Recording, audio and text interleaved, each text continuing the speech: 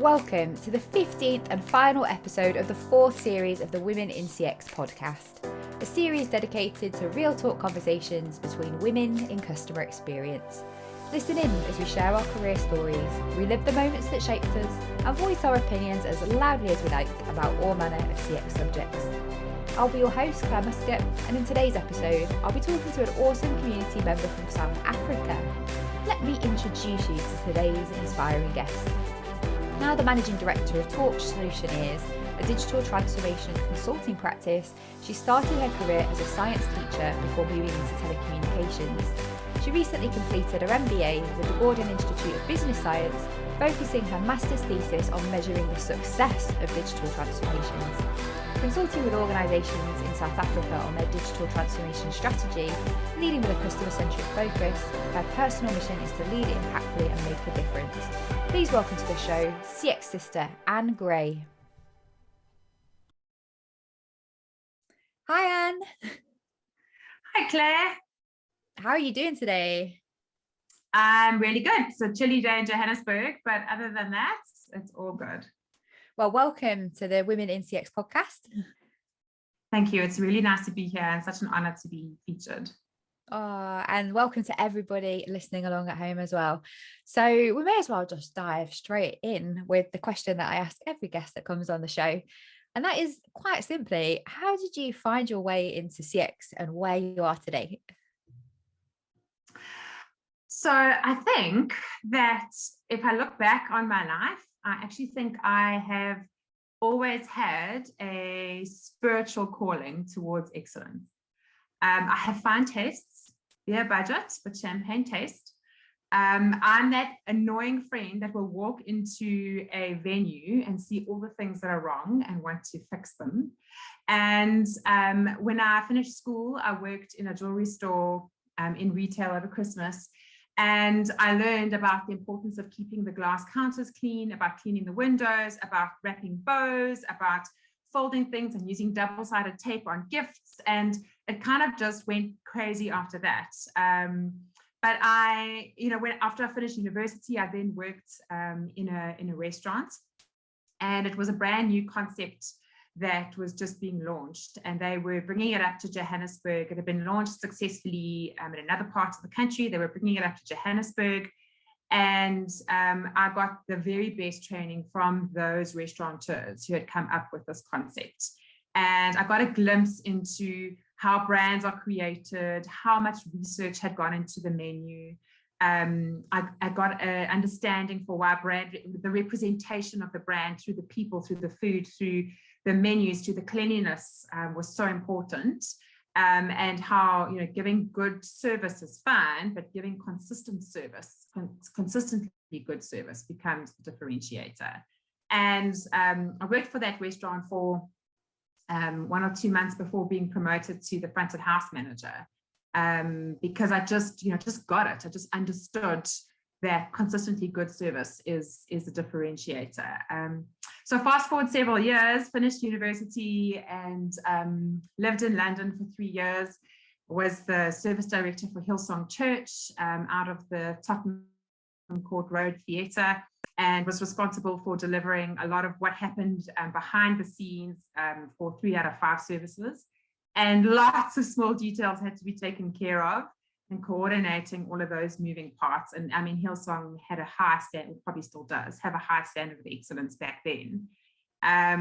But formally in my career, I never really connected these dots until really this year, when I looked back and I realized that sort of golden thread of excellence has been woven throughout my career.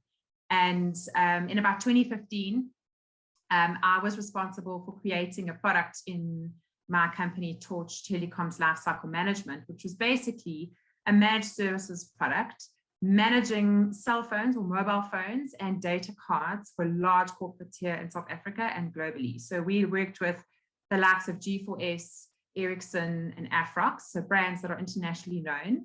And we managed mobile phones and data cards. Now, I had a team that used to have to talk 70-year-old execs through how to change their Wi-Fi settings. if there's anywhere that you have to get customer experience right, it's there, because the networks don't do it for your customers. You know, the networks don't look after corporate customer users. And so the corporate customer came to us and said, please, can you guys look after our users? Please, can you make sure they have a great experience? And so we really had to stand in the gap between the experience you get from the networks and what the user actually needed. And so I had to create an experience for the user that was excellent, while sometimes getting the same shoddy service from the mobile networks themselves. And that was quite something. So we created that product formally in 2015. And that product, the mobile managed services, has really gone from strength to strength. And then one day in 2019, I was sitting with somebody who had been a loyal customer, and she'd since moved on from one of the larger corporates that we worked with, and she was working in a smaller organization heading up the insurance division. And she sat me down and we were just having a chat about where she found herself. And she was faced with a huge dilemma, because she'd walked in and there was an established sort of parent business, and she was coming into something that was kind of a bit of a startup. They wanted to really get it going.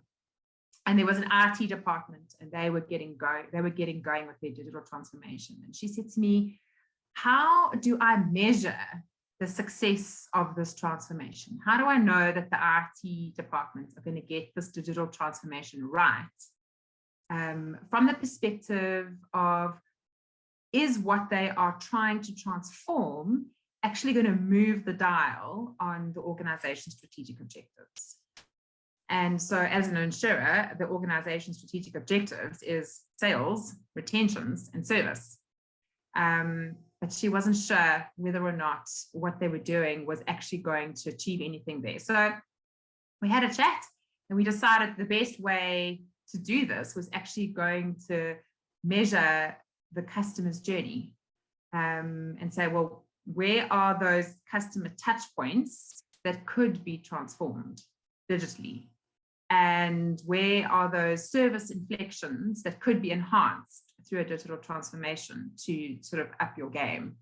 And yeah, so from that experience working with her, it turned into a major customer journey mapping and touchpoint testing project, which lasted about 4 months. But at the end of that, we had a very clear picture on what they needed to change in terms of the customer experience to move the dial. And we were then able to put together a sort of 3-year digital transformation strategy for them.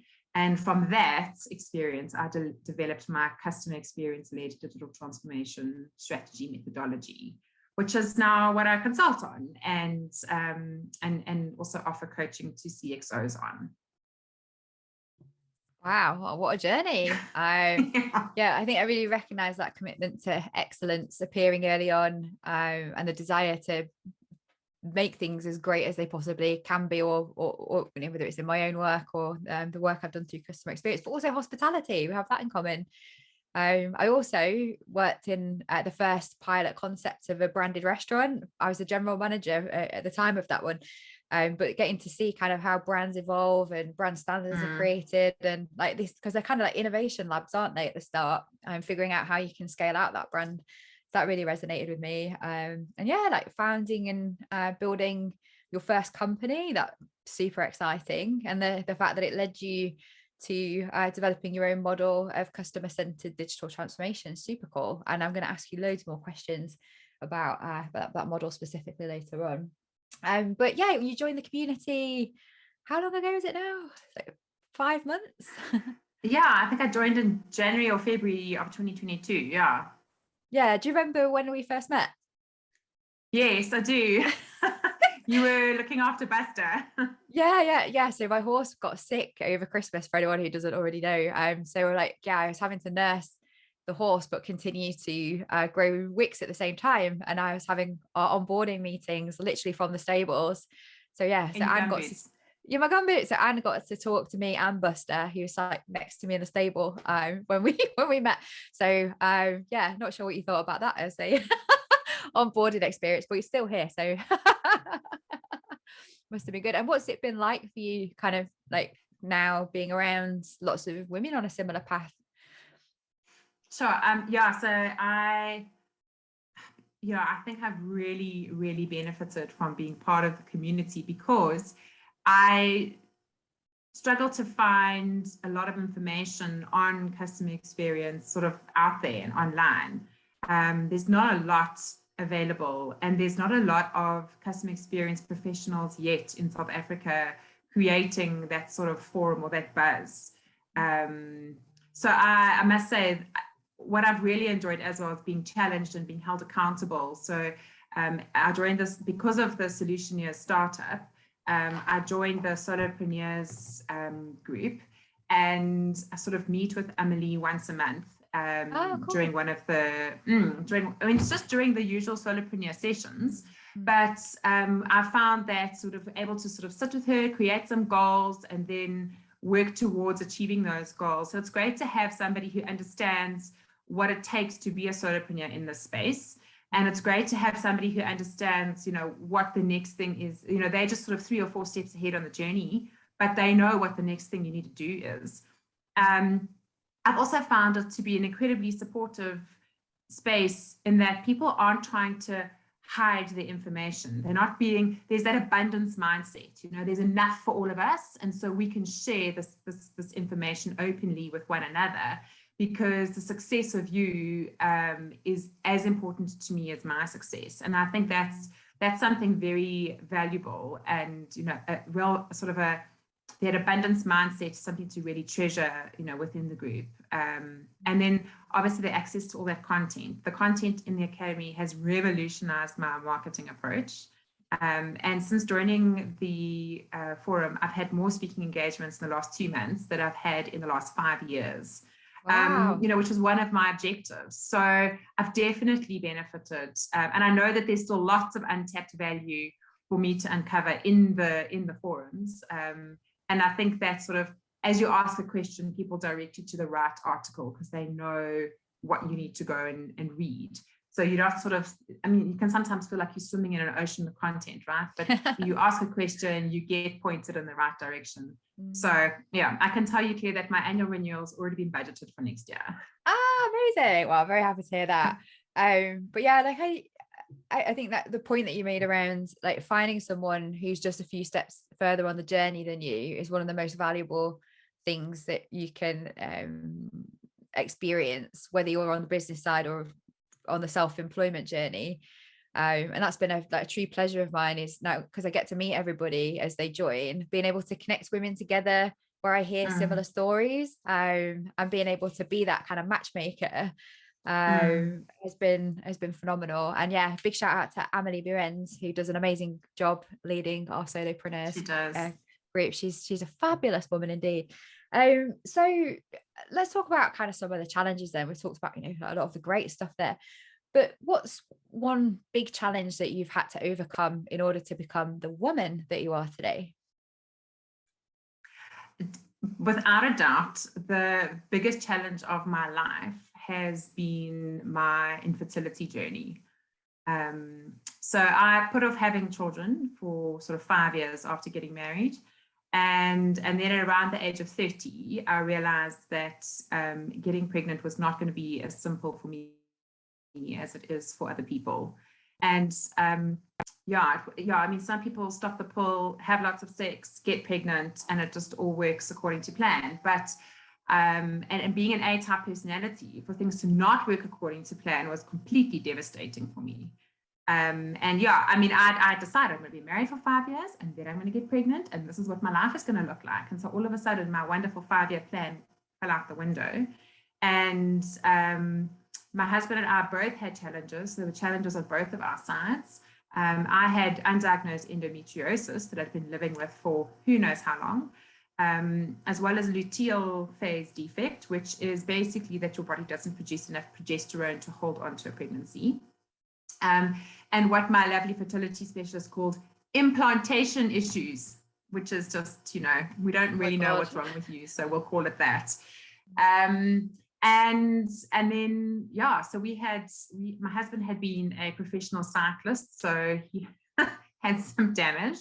And so we pursued every single option available to us. He had some surgical procedures, and I had surgical procedures. And once the doctor had kind of said we maxed out on the surgical interventions to kind of get our bodies into the right state to be able to fall pregnant, and it still didn't happen. We then did artificial inseminations. We had 2 cycles of those. We had 2 fresh ICSI cycles, 4 frozen embryo transfers, 1 miscarriage, and 1 successful full-term pregnancy over a 10-year period. So that was a journey and a half. My daughter is now 9 years old. So, you know, we did have that 1 successful pregnancy. So at the end of at the end of it all, I can sort of stand here and say, I have got a daughter. She is amazing. She's the absolute light of my life. It was so worth it. I would go through all of it again. But what IVF really taught me, or that lesson that going through all of that taught me, was that you never give up on the pursuit of peace.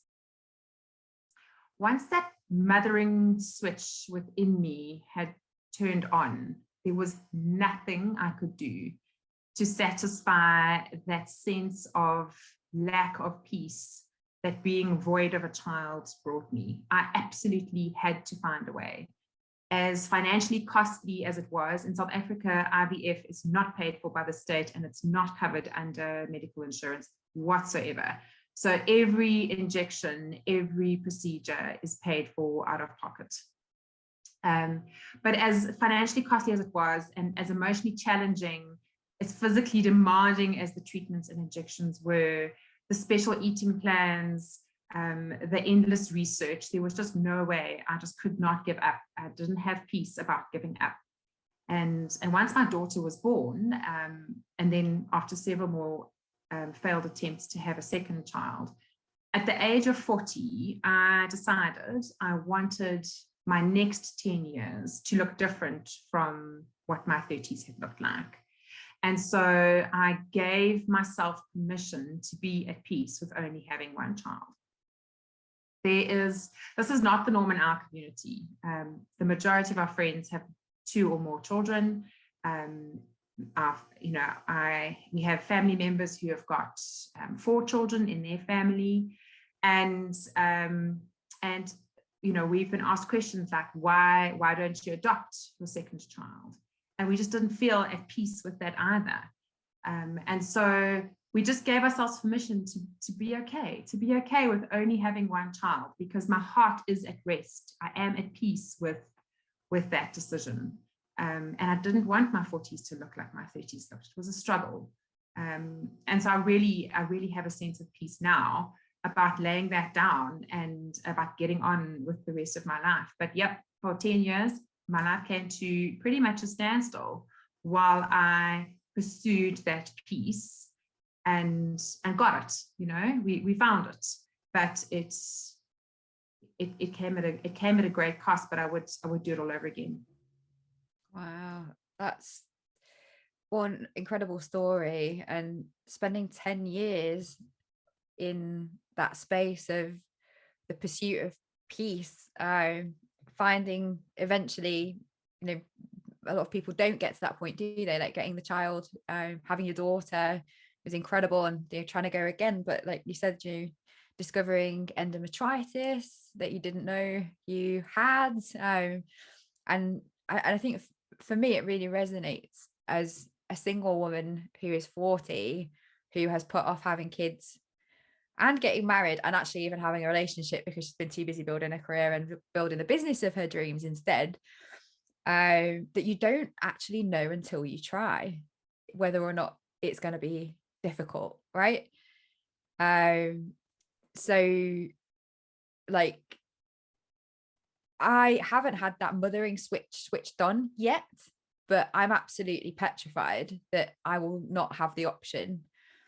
And personally have been going through the early stages of looking at IVF, having like fertility tests. Things still look okay at the moment, but still being in that situation that I'm not going to know until they get my eggs out and try to fertilize them, whether or not it's actually going to be possible. And because of how old I am now, like every month that elapses, it feels like that's the ticking time bomb for me, like needing to make the decision to do something. But yeah, like, you know, yours was the pursuit of peace.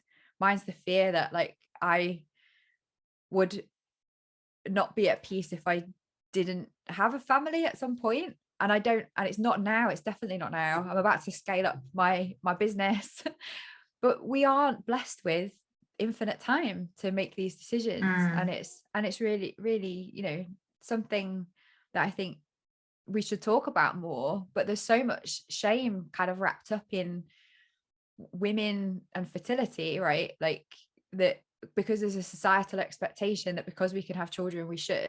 Some people choose not to have them, some people desperately want them and can't have them. Some people, you know, choose to have huge families, and it's entirely like your own choice and your own volition. But I think it's something that kind of also resonated with me is like the expense involved in being able to pursue that piece if you aren't blessed with natural fertility that automatically springs forth. And you know, the expense that you must have gone through for those 10 years of procedures and operations and multiple disappointments on the way to your success and peace, but continuing to kind of go for that, like it's hard. But as a single woman, there is no provision, like in the UK, fertility treatments are available on the NHS and on health insurance if you're part of a heterosexual couple relationship where you've been trying for 2 years. But if you're a gay woman or a single woman, that isn't a option available to you. So whatever I decide to do with my fertility is going to come entirely at my own expense as well. And there just seems to be something like systemically wrong with that Definitely. that so many women are excluded from even having that option. But thank you so much for sharing that story with us. I know that it's a really important issue that we should be discussing with much more openness, and thank you for giving me the opportunity to share kind of where I'm at with my own fertility woes. But yeah, like it's great to hear the success that came out of it as well, because it was a hell of a long road for you, and yeah, I'm sure it did definitely shape you into the woman you are today with your tenacity and your type. Did you have to let go of like a bit of the type A personality and the plan to survive this, or? I think that was probably the part of the journey that I can't claim to have been able to get control over my need to control. I think that's very much ingrained within who I am. And I think that's probably what made it a little bit harder. You know, I had friends who would do, not friends, but, you know, women within the support group who became friends, right? Who would do one treatment every year because that's all their psyche and emotions could handle, or even their bodies. I mean, the stimulation required to do and to harvest eggs is, you know, beyond this world. I mean, they basically put you into a premenopausal state, pump you full of hormones and extract the eggs, you know. And so I mean, and so some women just couldn't handle more than one cycle a year. Then there were other women who would do 3 or 4, and they would just keep going until they got the result that they wanted. And I mean, I think the important thing here is there was no right approach. There is no right approach to the way that you become a mother. There is just the approach that gets you there, if that's where you want to be. If that's where you want to be. If that's where you want to be. And again, I mean, the stigma about, you know, women of a certain age, you know, women are made to bear children, so they should. That's also something that an infertile woman needs to then confront and say, well, if I can't bear children, does that mean I shouldn't be having children? You know? So, I mean, it's a big topic. Infertility is a huge topic because it confronts who you thought you were. It confronts who you think you need to be. It confronts things that you're not able to do naturally that you should be able to do. It really is. And I have a friend who went through 11 donor egg cycles to get pregnant once. Donor egg cycles. So she she was premenopausal from the age of 26. So she just couldn't make eggs. She went through 11 donor egg cycles. She got pregnant once. She had her baby, but she had to go through PTSD counseling. Oh my God. It is traumatic. It is a trauma. So yeah, infertility is not for the faint-hearted. And I really am here to speak to anybody who needs encouragement. It's a journey. It's a journey towards peace, you know? Oh, thank you for sharing that. So I'm going to get us back onto customer experience now. A bit Yes. of a, bit of a 180. Yeah, sidebar. But I know that you recently graduated from your MBA, and actually that your research was into the metrics for digital transformation. So I just thought it's a great opportunity, because there's such a lack of academia around some of this stuff. Like, please do tell us more about your research and your work in that space. Sure. So one day I was introducing my new customer experience-led digital transformation strategy methodology to a CIO that we had been working with in the telecoms lifecycle management business. And he asked me outright, what qualifies you to be talking to me about digital transformation? And I realized that even though it was a very patronizing question, I needed to hear where it was coming from. And I was going to need to put some credentials behind my name as far as the sort of career pivot goes. And so I'd actually started my MBA in 2016, and I deferred it after my miscarriage. And so I was sort of on the fence about completing it or not completing it. And I decided to bite the bullet and to make digital transformation the focus of the research that I had to do as part of my MBA. So this is why I did it, right? It was to sort of provide those credentials that the world felt that I needed, that I didn't feel like I really needed. But in a nutshell, what I discovered was that there are 4 different types of digital transformation, and that the intent for each one is different.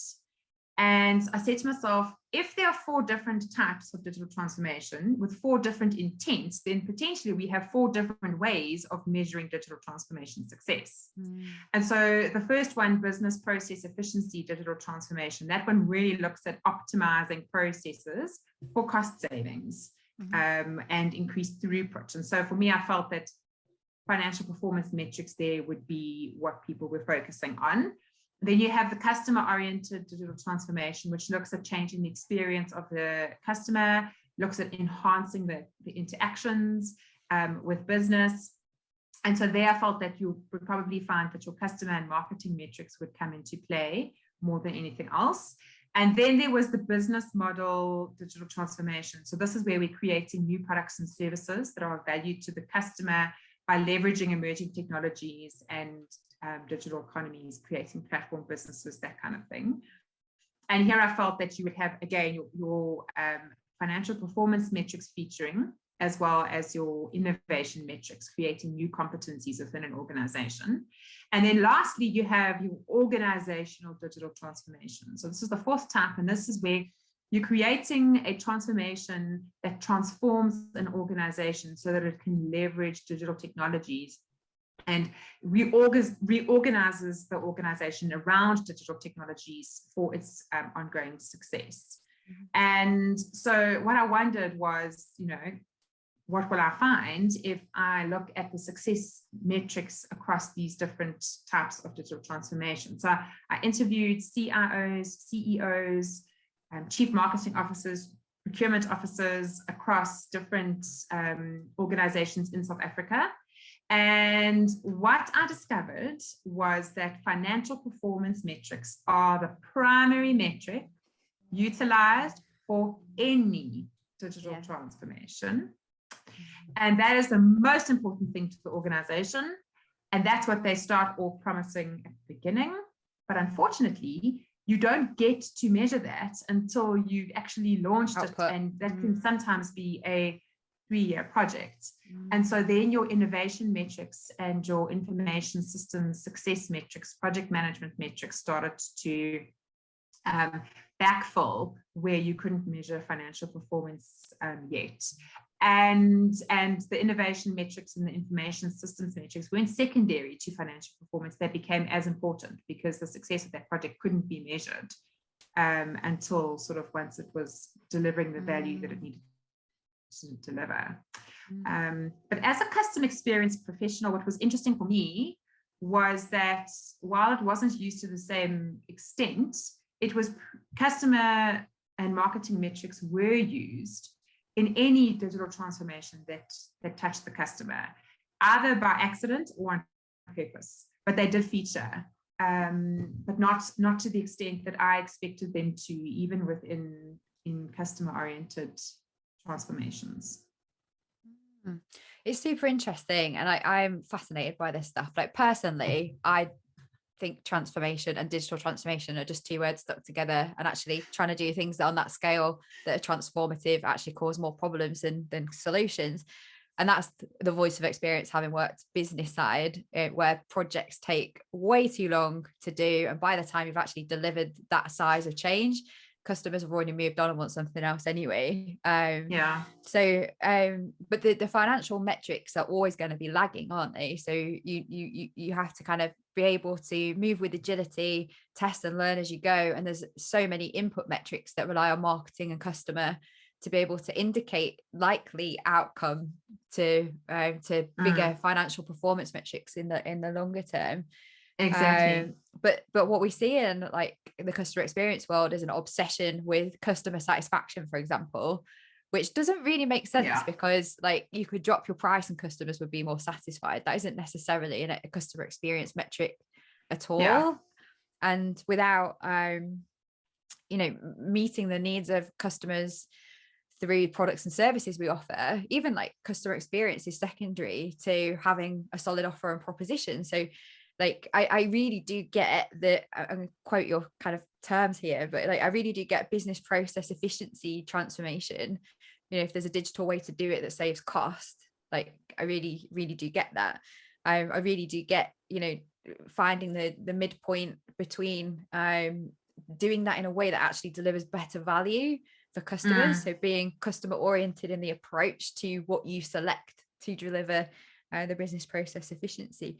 But these kind of whole scale, especially within large old organizations, that like it's an organizational transformation that's trying to transform a business model, I have never seen, apart from with the exception of things like Apple and Steve Jobs and the amazing precedents that have had incredible leadership, very little success in comparison to the cost of the implementation of these long-term strategic projects. So like I'd love to know more about the model itself and the kind of customer-centered transformation, and the framework. Can you briefly just give us a bit more of an overview about how you've brought those worlds together through what you do? And I assume that, is it Searchlight? Is that the name of your new business?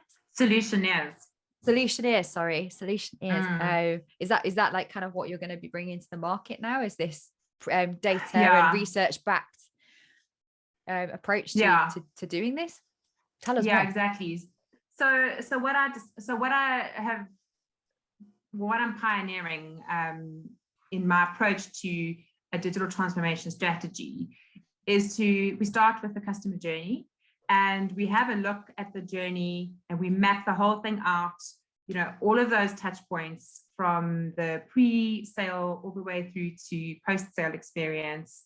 And it depends on who you are and how big the customer is and how many product lines, how big the project's going to be, right? But you map out every single one of those touch points. And then what we do is we test them for what I call the 3 C's.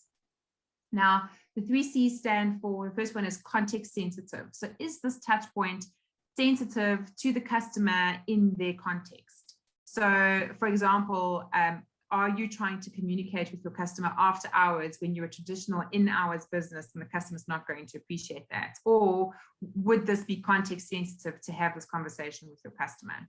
So if my electricity has gone out and you wait until the next morning to contact me with an estimated time of resolution, that's not context sensitive because it's an emergency for me. But if you are phoning me to reschedule an appointment that's supposed to happen in 2 weeks and you're phoning me after hours, that is not context sensitive. I'm not going to be appreciative of the fact you're phoning me when I'm trying to cook dinner and I'm not in front of my diary. So it's about those touch points being context sensitive for the customer. The second C is a cohesive brand identity. So all the way through that customer journey, does it sound like you? Does it act like you? Does it feel like you? Is it branded correctly? Like, is everything right? And are you building trust and loyalty through looking the same everywhere and sounding the same everywhere? So even down to sort of, does your brand personality come out on Instagram the same way as it comes out on TikTok? Because it needs to. And then we've got the third C is consistent experience. Am I having a consistent experience throughout the journey with you? So do you consistently return calls when you said you would? Do you consistently communicate on email, or is your communication all over the show? What does that look like? So we test every section of the journey, and we give a rating based on each of the 3 C's. We also test that things work. So if you have a contact form, does that contact form go somewhere? Does somebody phone you back? We do insurance companies, we go through those policy documents, we test every phone number, we test every email address. Do we get responses? Because those policy documents are voluminous, and you can imagine things that, we changed something here and we forgot that it was there. It happens. So we test all of that, and then we identify the moments of friction that need to be elevated. And that is where we start to find sort of 3 categories of things. Number 1, quick wins. Quick wins are great because they build a coalition of support, change management 101 kind of stuff. Number 2, what's going to take sort of 6 to 18 months to implement.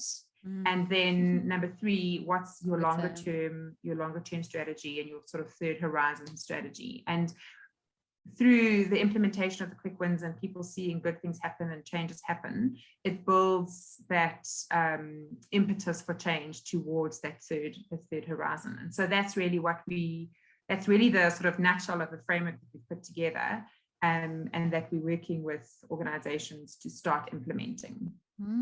I love that, action-oriented, pioneering solutioneering. I think I'm from the Solutioneers over here.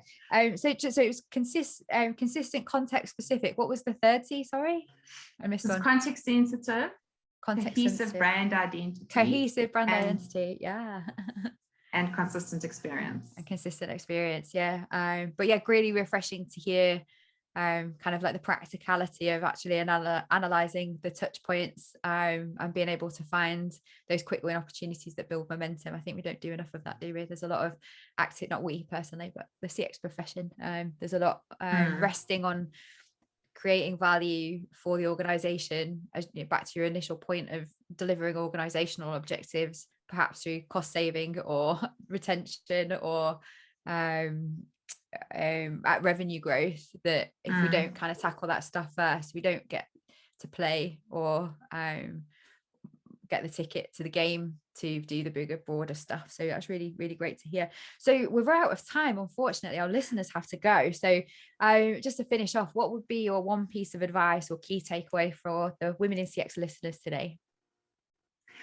I have recently been doing some personal development work through my local church, and there are 70-year-olds in the group that are trying to reinvent themselves and looking to redefine their callings for the next phase of their life. And I think my one thing is, it's okay to redefine yourself. In fact, it's normal. You don't have to stay the same person. You can grow and change and move into different areas. I studied fish, and I taught science in my 20s, and I worked in telecoms in my 30s, and I'm now a CX professional in my 40s. Who knows where I'll be on my 50s? But just follow your peace and you will be fine. I love that. Follow your peace and you will be fine. I really am feeling that vibe though right now, as like new to my 40s, feeling like this is a personally transformative stage of my life. I also don't want to be the person that I was in my 30s that just grinded away at career and business. I want to get to a point where I have some freedom, but I'm going through this kind of now, kind of discovering, defining who I'm going to be for the next 10 years. So Yeah, I think that's really sound advice. Just follow the piece and you'll be fine. So that's it, everybody. Thank you so much for listening along. And thank you so much, Anne, for coming and sharing with such candor and openness. If anyone listening wants to find out more about your model, where would they go? Our website is www.solutioneers.co.za. Cool. And you can also hit me up on LinkedIn. Hit you up on LinkedIn. And you said anyone who wants to have a conversation about infertility is welcome too? Yes, definitely. Wonderful stuff. Well, that's it, everybody. I'll see you next time. Bye for now. Bye, Anne. Yes. Thanks for listening to the Women in CX podcast with me, Clare Muscutt. If you enjoyed the show, please drop us a like, subscribe, and leave a review on whichever platform you're listening or watching on. And if you want to know more about becoming a member of the world's first online community for women in customer experience, please join the waitlist at womenincx.community and follow the Women in CX page on LinkedIn. Well, that's it for season 4. Join us again in September, where I'll be talking to even more incredible women working within CX across the globe. See you all then.